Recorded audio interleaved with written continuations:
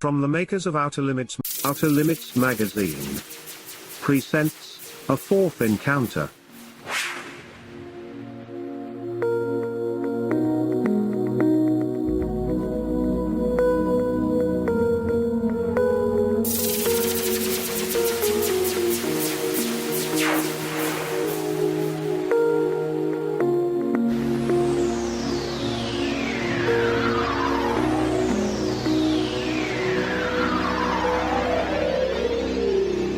A Fourth Encounter.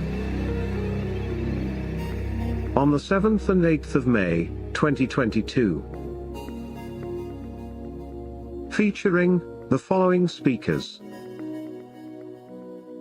Peter Robbins, Malcolm Robinson, Paul Sinclair, Jennifer Stein, Philip Kinsella, Ronald Kinsella, Paul Askoff, Mike Koffel, Sasha Christie, Steve Midgley, Colin Saunders,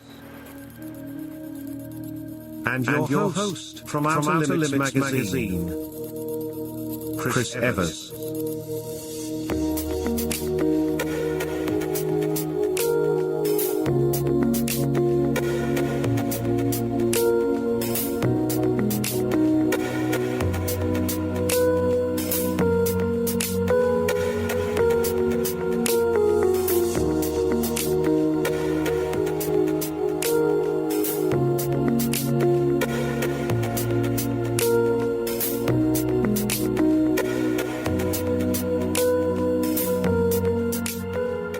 Featuring previously advertised speakers.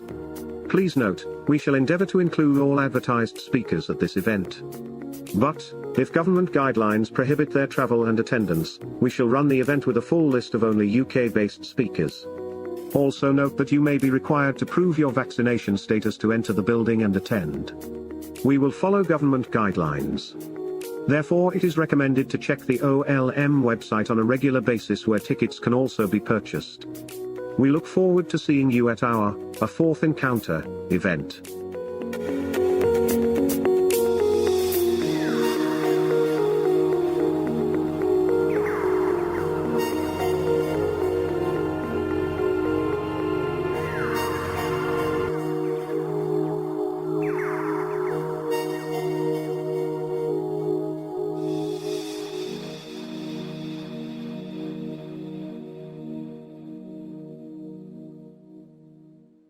Hello there, my name is Chris Evers. I'm the editor of Outer Limits magazine, and I'd like to welcome you to Paranormal Panorama, where our brief is to ask who, when, where, what, weird, and to present that information to you so that you can make your own minds up. In this, our first issue, our first broadcast on YouTube, we're re-examining the case from 8th of September 1970, and that of the disappearance in an unsolved, so they say, crash of a VAC Lightning fighter jet and the disappearance of Captain William Schaffner.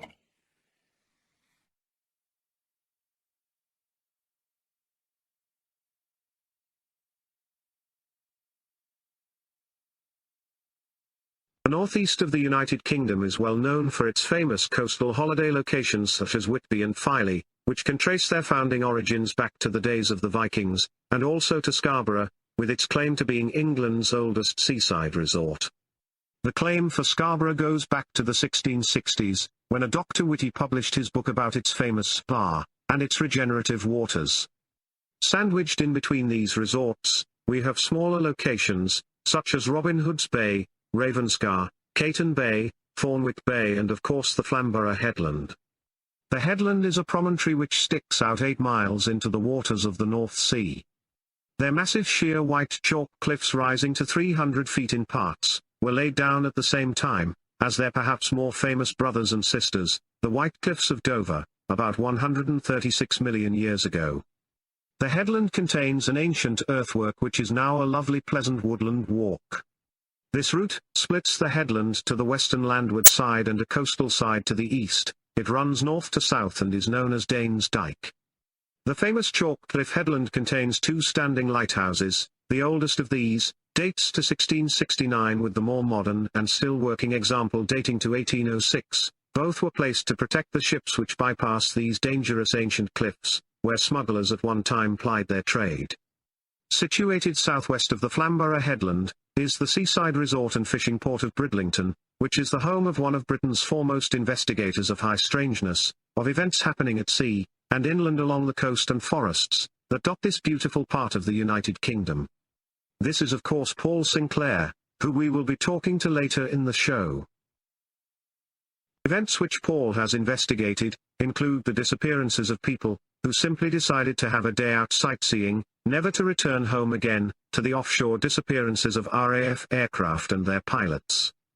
More intriguing are the reports of unexplained lights over the North Sea, and yes, even within and under the waters off the coast, which surrounds the famous ancient headland. Along with reports of what appear to be animal mutilations, we call them this as we have no other reasonable explanation, that leave undecipherable injuries to both land and sea creatures, which include sheep, cattle, porpoises and even mice. We also have reports of what can only be described as werewolf-like creatures from various locations around the area.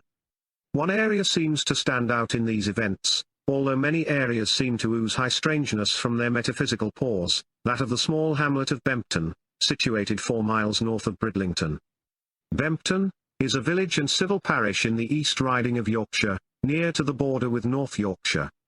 It lies on the B1229 road between Speeton and Flamborough. It is served by Bempton Railway Station, which is on the Yorkshire coastline, that runs between Hull and Scarborough. The small parish also contains Buckton Village, which is situated directly next to Bempton.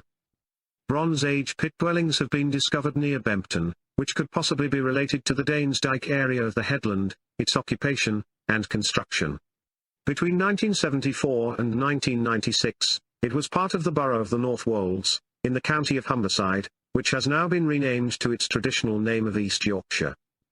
It also has a public house, the White Horse, which has a distinctive blue-tiled roof. Bempton, along with several other local places in Yorkshire, were used as locations for the 2016 film Dad's Army, starring Catherine Zeta-Jones, which was based on the classic 1960s and 70s BBC comedy serial of the same name. Overall, Bempton statistically, and population size-wise, is nothing outstanding. It appears to be for all purposes a quaint old English village, where life goes on day after day, in the same old sleepy way it has done for centuries. Yet for generations, there have been numerous reports of strange, unexplained, mysterious events in the area. Just one of the many, many high strangeness disappearances on the East Yorkshire's edge of reality coastline, was the Captain William Schaffner case, which is perhaps one of the more intriguing cases of alleged UFO encounters pertaining to the area covered in this episode. Here and speaking at the UFO magazine conference in 1996, Tony Dodd alludes to the tragedy. People who have been attending these conferences for a while will remember Foxtrot 9-4, that was the Lightning, which was scrambled over the east coast of England to intercept a UFO. That one merged with the UFO, but it did separate with the UFO again after this encounter. But the pilot was not allowed to bring the aircraft back to base. He was told to ditch the aircraft in the sea. Although the aircraft was totally airworthy, he was told to ditch the aircraft in the sea after the incident.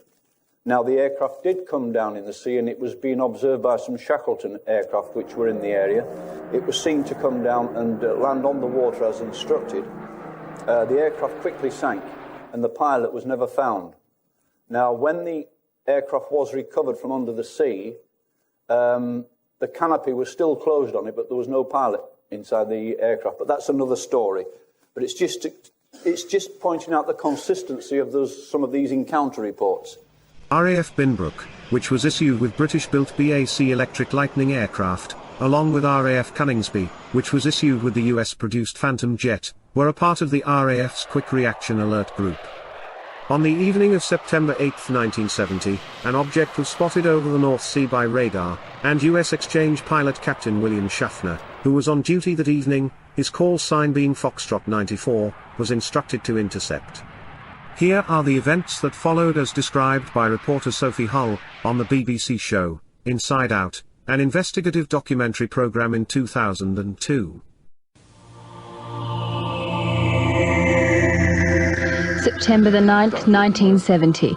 It's the height of the Cold War at RAF Binbrook in Lincolnshire. Scramble!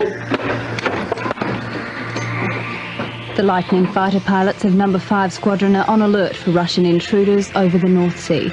Among the men scrambled that night is a 28-year-old American officer flying with the RAF. This was to be Captain William Schaffner's final flight. His ground crew were the last people to see him alive. Now, 32 years later, thousands are convinced his extraordinary disappearance was the result of an encounter with a UFO. Binbrook Tower, Foxtrot 94 for priority taxi and takeoff. At exactly 8:25 p.m, Captain Schaffner took off on a flight to oblivion. Half an hour later, his Lightning crashed into the sea. When it was recovered off Flamborough Head, the cockpit canopy was shut and the pilot had disappeared. Where the pilot went to is the $64,000 question. Nobody has ever answered that to this day, and they've always admitted it was quite bizarre. Retired North Yorkshire policeman Tony Dodd believes Captain Schaffner's target that night was an alien spacecraft. Whether we will ever find the truth, I doubt, because the ministry will never release details which would confirm that a UFO abducted anybody. They will never accept that. The Schaffner case has become one of the most talked about UFO stories on the internet. But how much of it is truth and how much fiction? According to many of the websites, Captain Schaffner's Lightning was scrambled to chase an unidentified object moving so fast it had already outrun American fighters based in Iceland. A transcript of what's claimed to be the airman's last conversation with ground controllers has also appeared online. There is bluish light. God, that's bright, really bright. Wait, there's something else. It's like a large soccer ball. It's like it's made of glass. Foxtrot 94, is it part of the object or independent? Over. No, it's separate from the main body. The conical shape, it's at the back end, the sharp end of the shape. Contact and general descent, I'm going with it. 50. No, about 70 feet. It's leveled out again. It's within heat haze. Wait a second, it's turning. Hi. Hi. I'm Sophie. Glenn Schaffner and his brother Mike were children when their father left the family's married quarters at Binbrook the night of his fatal flight. Been here before? This is how I remember my father. I remember him being in a flight suit with the helmet and the boots. The brothers still treasure mementos of their father's flying career, including his RAF logbook, which records his last flight. For the last 2 years, they've been trying to find the truth about his disappearance. We've promised to help them.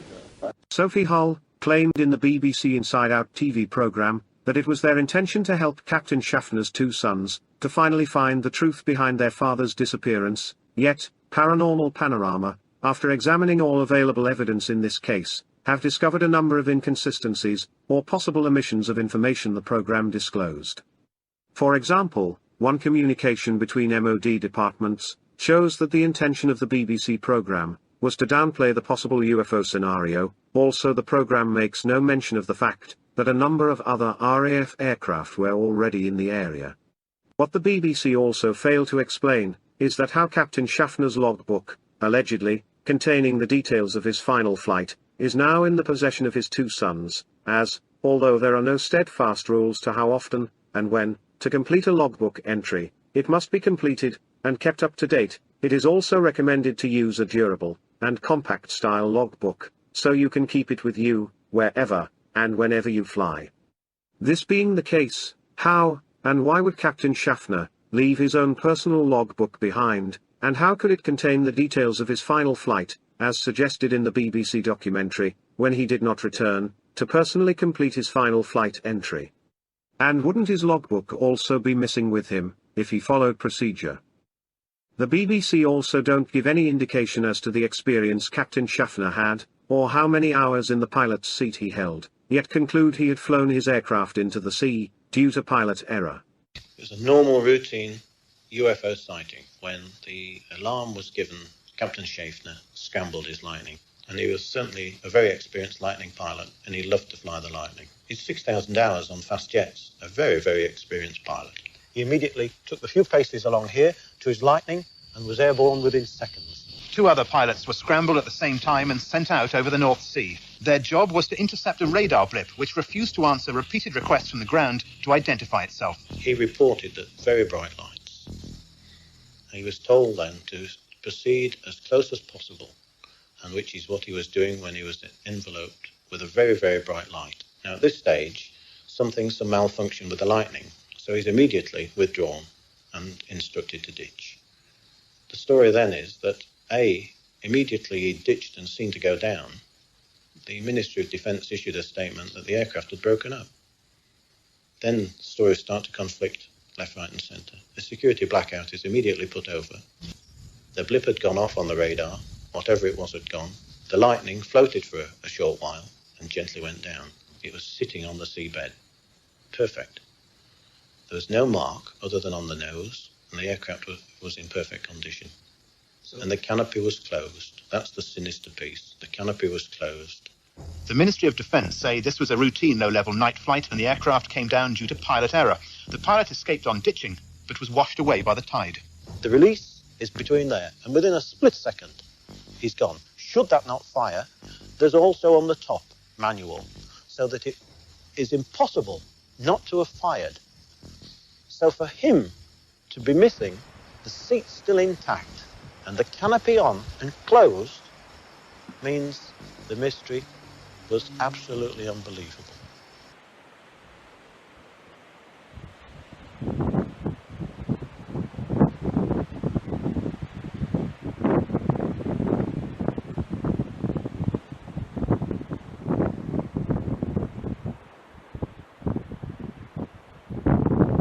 Welcome to RSPB Bempton, where we're here today to later on this evening join in a Skywatch with Paul Sinclair and some of his associates. We'll also be interviewing Paul. We'll be talking werewolves, flying saucers, UFOs, the Silpho mystery and so much more. During September 1970, round about 5 miles just to the right of me, just in the North Sea there, that is where Captain William Schaffner's Lightning aircraft went down, and this is at a time when it is said he was investigating a UFO sighting, a flying saucer which had been seen in the area. It was picked up on radar by Thule US Air Force Base in Greenland, and also at Cheyenne Mountain, the NORAD facility in the United States, that can pick up items as small as 2 feet across the skies of Moscow.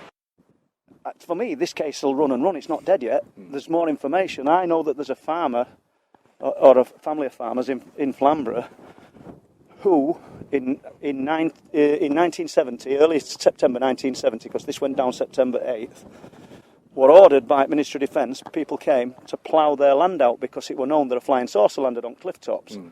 How do I know? Because the butcher of Flamborough, call him Dean Bolton, he were a young boy at the time, they went to look at up where it had landed and everything, and a lot of schoolboys did. So I don't mean that as something from outer space landed. It could have been some secret military technology that happened to plant itself down on that cliff top, where fields are. But the point is, it adds more intrigue and mystery to a story that's ran and ran and ran. Yeah. I mean, since 1970, September 1970, when it were allegedly intercepted by a UFO. Yeah. Whether it were or not, I'm not in no position to say. All I do know is there were a lot of strange activity around that time, such as RAF Marine launch, based at Bridlington Harbour. That, I think it were about 6 days before, or it might have been less, suffered a 25-foot by 12-inch hole in its hull, when something submerged, and they were clear of all known obstacles, tore into its hull. It had to be beached on North Beach. So that's one strange occurrence just before. Yeah. Of course, the September 1970 date is associated with Captain William Schaffner and the downing of his that's aircraft. The one. That's what we're on about. Yes, yeah. XS894. Yeah. I just wanted to make sure that people understood that. Yeah, it's a Lightning aircraft with American exchange pilot. That's now, correct. I'm not saying today that were nothing more than a tragic accident. But what I'm saying is a lot of unusual things happened around the time of it. Yeah. So when placed with, I think it was a guy called Pat Otter from Grimsby Evening News. or Telegraph that broke the story, and then Tony Dodd took it on, an alleged UFO interception. When placed with that, it kind of makes it more interesting, because a few days after it crashed, a bit further down coast, at just past South Shore at Bridlington, there's a speedboat, and occupants of it, father, children and a family friend, wife's watching from shore, disintegrated. They were picked up by a pleasure cruiser called Glen Rose, and that father was close to death. I managed to contact son all them years later, but he wouldn't talk to me, because they don't know what happened to the boat. They've no idea. Mum says they weren't travelling fast. So does that make it UFO related? No, of course it don't. But we've got marine craft. We've got an alleged lightning going down. Well, it went down, but with a UFO element attached to it. We've got this other thing. We've got the landing on the cliff tops. So it all adds a little bit of intrigue. So I think the story's still got mileage in it. Yeah, I think the Schaffner incident as well has got. I think it's still got perhaps one or two items that need answering within that story. For example, it's known that the cockpit was shut when the aircraft was recovered a number of weeks later. Yeah. But where was his body? But they said that. I mean, here we'll go to plausible explanation. They said that hydraulics probably would have failed under ocean, and it's just closed itself, and he could have bailed. I think it's important to stress that there's an element of truth to the UFO phenomena. I know that, and I don't think any of us involved in it wouldn't be actively pursuing it if we didn't. But we aren't any sort of, I don't know, absolutely concrete proof. We can't say, I definitely UFO related. I would fall on side of there's a UFO element to this case. Yeah. And apparently the UFO was first spotted in the Denmark area. Yeah, that's correct. So it's a global thing. Yeah. What you've just been saying about the UFO being spotted, prior to people seeing it in the UK and the alleged involvement, with UK airspace, should we say? Would you say Denmark? It was first seen, I believe, over the Denmark area, and also Thule Air Base in Greenland was activated because of it, and also Cheyenne Mountain, which is in Colorado, which I think was a NATO early warning. It was the main base for American radar pursuit of items. I mean, that base was that good, it could see things about 2 foot long above the skies in Moscow. You see, I suppose danger with anybody investigating this stuff is when you say you know of a bit of proof, people are going to say, well, show us it or prove it. Don't just come with hollow words. But there is a radar operator alive who's contacted me, who was actually working on the night, and we're very close to RAF Bempton, so it weren't from RAF Bempton, but it's a radar station on East Yorkshire coast, and he said there were multiple objects before the lightning was sent out, and trying to get him to talk and actually come clean with the information is difficult. But we came up Wednesday night, and I think there were 5 other people had come up, and literally we bumped into them, and we'd been with them for 10 minutes, and orange spheres of light lit up over at sea, and they didn't fly from anywhere. That's the mystery that I find intriguing. These things just switch on. They'll switch into 2, 3, 4, 5, switch off, and appear further down coast doing the same thing. And I don't know what we've got that can do that. And if it is man-made, then why hasn't it advanced? Because that's what it's been doing for decades and decades and decades. And benchmark here, staple benchmark at rock anglers and trawlermen, because they're not interested, Chris. They couldn't care less about spheres of light. They'll stand on these cliff tops, they climb over this fence, and they get on edge, and they cast out, and they'll sit there, and they'll fish the tide coming in, and they'll fish it going out, and they'll be there at 2 in the morning, 3 in the morning, and that's when they see them, and that's when I'll get phone calls, and it's worth coming up. Yeah, absolutely. I will leave you with one thought, Paul. You are aware, as I know, of the Inside Out BBC TV programme, which was aired on the Captain William Schaffner event around about 20 years ago now. And the one thing that intrigued me about that is the reporter, which I think her name was Sophie Hull, or Sophie Hall. She did say that they had Captain Schaffner's logbook, which actually described his final flight. Now, how can that describe his final flight when he went down in the aircraft? Because surely he would put the information in himself. Unless they were referring to transcript the alleged radio transmissions as this thing were operating over at North Sea, and I think it was exposed as a fake. That might be what they were on about. But I tell you what is interesting. I've got the actual lifeboat log for that night for Bridlington. I managed to get that one. Philip Mantle supplied me with lifeboat logs from Filey, Hornsey, Scarborough, and all out on search that night. People were reporting unexplained lights, what they described as flares, but obviously nothing was ever found. But the Filey lifeboat log is interesting because they went out to look at lights on the water.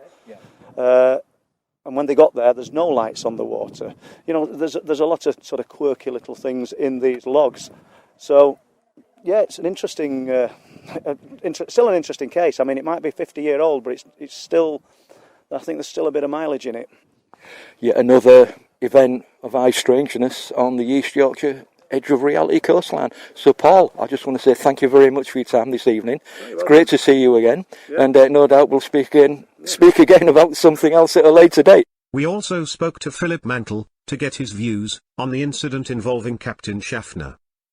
Now, as I mentioned earlier, there were a couple of famous events on the East Yorkshire coast area, Sulphur being one of them. And of course, one of the others occurred on the 8th of September 1970, and what has now become known as the Schaffner Incident, where it's said that an experienced American exchange pilot who had experienced air combat missions in Vietnam is said to have crashed his Lightning jet fighter into the icy waters of the North Sea off the Flamborough Head area. This is said to have occurred while he was chasing an unidentified flying object, and according to some, such as the former North Yorkshire police officer and now deceased Tony Dodd, there are several aspects to this case in that he claimed Schaffner was ordered to ditch his plane by unknown individuals. Now, according to a leaked internet report, Schaffner's final communications with RAF operators mentioned that a glass-like football-sized device was heading straight for him. What is your take on the Schaffner case in that report? Yeah, I don't buy any of that at all, Chris. I mean, no disrespect, he can't speak for himself. Tony Dodd is no longer with us, but Tony was a firm believer. Wasn't as objective as perhaps he should have been at times. And I remember reading the report on this incident. I'm sure it's in the MOD files. But I certainly read it, and it was just a tragic accident. You know, people even today tend to believe that because you're a trained military pilot and you've got hours and hours of experience that you can't make mistakes. Well, I'm sorry, but we're all human, Chris. We do make errors. There was some peculiarities about it. It's usually when accidents like that happen, Chris, it's no one thing that causes the accident. It's a series of little things that happen and ends up with it being, you know, a disaster. I can't find any UFO link to it whatsoever, apart from a bit of wishful thinking, I'm afraid. That's my opinion. I may be wrong. Now, just going back a little bit, the reason I bring up the Schaffner case is, as you're probably aware, back in the early 2000s, the BBC covered it on Inside Out, which was a short 10-minute film all about the event and what had actually happened. Now, the female reporter expressed a belief that the pilot's personal log was in the possession of his sons. Now, bizarrely, this log is said to include details of his last flight. Now, if this is a personal log, which the pilot himself filled out, how can that be so? How can he have filled out the details if he had perished in the crash? Well, he can't, basically. He can only have logged in his pre-flight checks, what his routine was going to be that day, what his orders were, or whatever he was supposed to be doing, and the rest would have been filled in afterwards, of course. So it's like putting something in your diary, innit? Today I'm meeting these strange guys from Hull and Leeds, and they're going to be doing some filming, you know. And then afterwards you'd fill it all in, drunk all my tea, all my biscuits, and they've gone. You know. Can I just point out that I didn't get a cup of tea? No, but it's still a fascinating thought, you know, who filled this in for him, if it's all completed correctly, you know, and why did they fill it in? I think that's quite an interesting aspect. Well, you know, I mean, it ditched in the sea, so I think it's highly unlikely they've been able to fill it in. The logbook would have been saturated. Yeah, I'm sure there's an answer to it, but it's still a little bit of a mystery that I think needs answering. Yeah, it is, but I think it's just a play on words. He may well have filled in his pre-flight details, whatever mission he was on that day, and the rest you fill in once you've done it, you know. So it's just a play on words, Chris, I think. As investigator, Paul Sinclair suggests, the Captain Schaffner case does indeed still have some mileage remaining in it. The 10-minute documentary created by the BBC, for inclusion in the Inside Out TV show in 2002, informed us that Captain Schaffner's children are now in possession of his completed logbook. The brothers still treasure mementos of their father's flying career, including his RAF logbook, which records his last flight. The reporter Sophie Hull says that it contains details of his final flight. This raised questions here at Paranormal Panorama. For example, do military pilots take their personal logbooks out with them when they go on patrol? If so, wouldn't it have perished and disappeared along with the unfortunate Captain Schaffner himself, when the lightning came down in the sea, off Flamborough Head, that fateful night? Here at Paranormal Panorama, we checked on the issue of the logbook. Our contact, who is presently serving in the force, was asked the following question. Do fighter pilots carry their logbooks with them on flights, or are they filled in when they arrive back at their air base? At the base, mate, came the reply. More information was supplied to us from this contact. He went on to say, the only thing they carry with them is the flight plan, and a map, which goes in a clear window pouch which is part of the leg of the flight suit. It was also suggested that some have a knee board, to make notes and or record information. This does raise questions regarding Schaffner's logbook. If this is true, who filled in the details of his final flight, and why did this unknown individual perform this act? Clearly the US exchange pilot could not fill in the details of his completed final flight, as he had disappeared, and has never to be seen since his lightning came down. The BBC are one of the world's premier news and broadcasting outlets. People turn to them for correct and impartial news reports. The BBC projects its mission and its public values as follows. To act in the public interest, serving all audiences, through the provision of impartial, high-quality and distinctive output and services, which inform, educate and entertain. Have these high values portrayed by the BBC now been thrown into doubt, with the Inside Out TV show and their reporting of events surrounding this historical case? We ask this because, in the MOD file release surrounding the Schaffner case, which was released in September of 2002, which incidentally is the same time that the Rendlesham file was also made generally available to the public, we find a correspondence between two MOD colleagues talking about the release of the documents to the BBC. In this communication we find that the BBC position on the case seems to be far from impartial. Did the BBC act with impartiality when investigating the case? If they were already intent on downplaying the idea of alien abduction, did they actively investigate this idea? Or simply dismiss it? It is also noteworthy that the MOD actively encouraged the idea of downplaying the possible involvement of any UFO, or abduction. This is shown because of the apparent agreement to share the documents with the BBC, because they were going to downplay the idea. Likewise, in the 10-minute documentary they failed to announce that a series of other aircraft were also involved, and this was before Schaffner's instruction to scramble. These aircraft were at least 2 US-designed F-4 Phantom jets, as well as one more RAF Lightning jet, possibly more, and also at least one Shackleton maritime aircraft. Why did the BBC fail to mention that these aircraft were also in the area?